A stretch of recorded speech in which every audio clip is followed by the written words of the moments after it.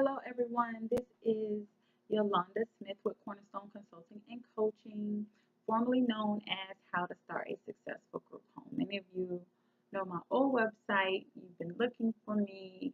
Um, I got a lot of calls in the past few months saying, "Where are you? I found you one time and I couldn't find you again." It's because I changed the name of my business from How to Start a Successful Group Home to Cornerstone Consulting and Coaching last year when I became a Tony Gaskin certified life coach.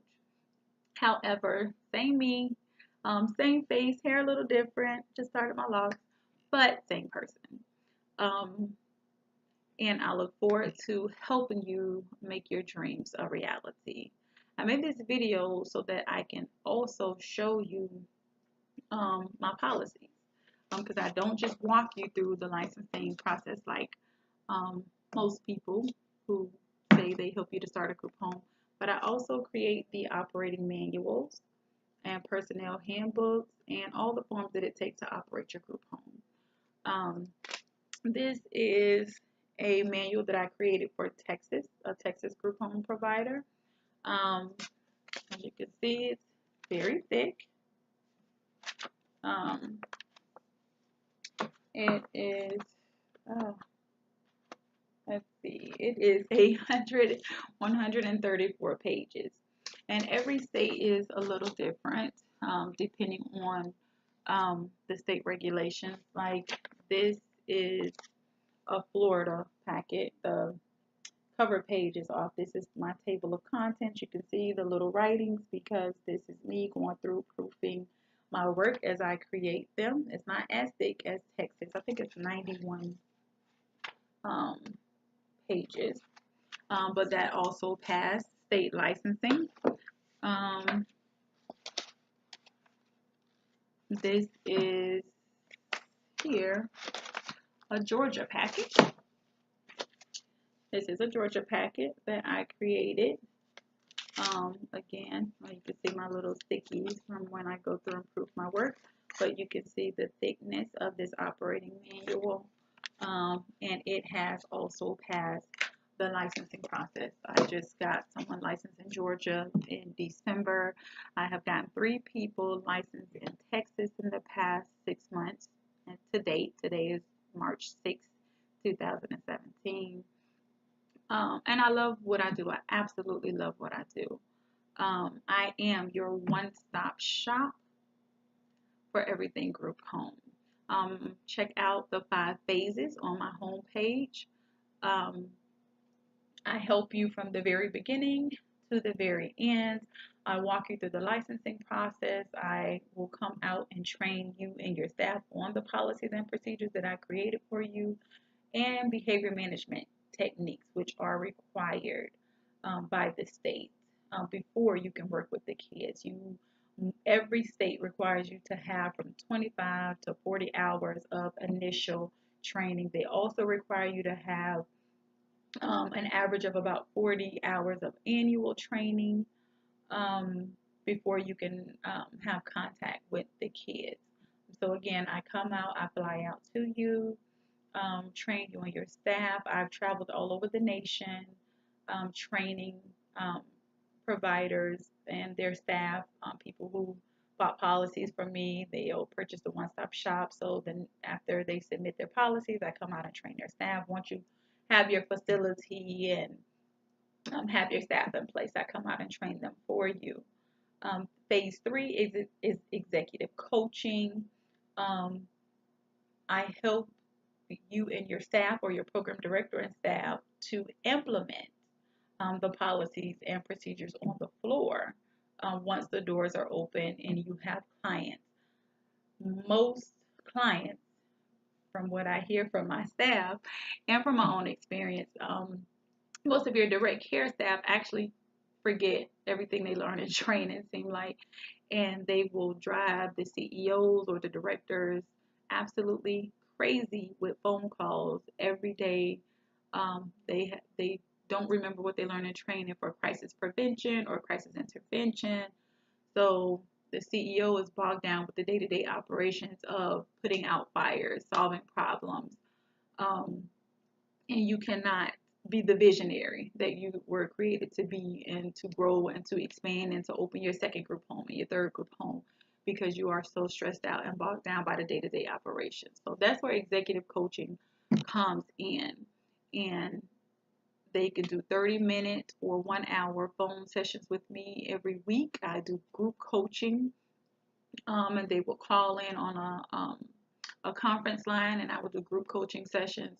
And I also offer the one-on-one sessions with the program director to help them how to better deal with difficult staff, difficult clients, also how to grow and multiply their business, um, and day-to-day best practice for the administrative portion of owning and operating a group home. It's definitely a lot more to it than just working with the client. There's a lot of paperwork, budgets, reports that have to be done on a monthly basis. Um, that's why it is definitely wise to keep a consultant on after you open your doors for 3 months, 6 months, 1 year. Just like an attorney, you can keep a consultant on a retainer so that you will avoid some of the pitfalls and the mistakes that most new providers make, including myself. I made a lot of mistakes because I had no point of reference. Back in 2006, there were no group home consultants. So everything I learned was by trial and error. So I'm here to help you not make the same mistakes that I made. And I enjoy it. I absolutely love, love, love what I do.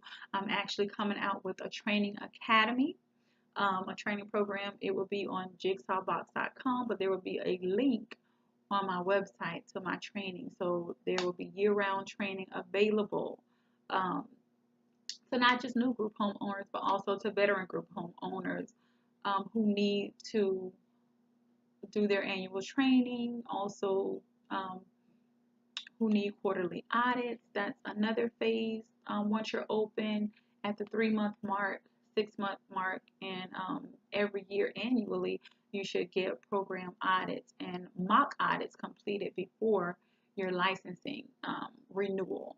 Every year, you have to, licensing will come out to audit your files, your personnel files, your client files, to make sure that you are adhering to the state regulations.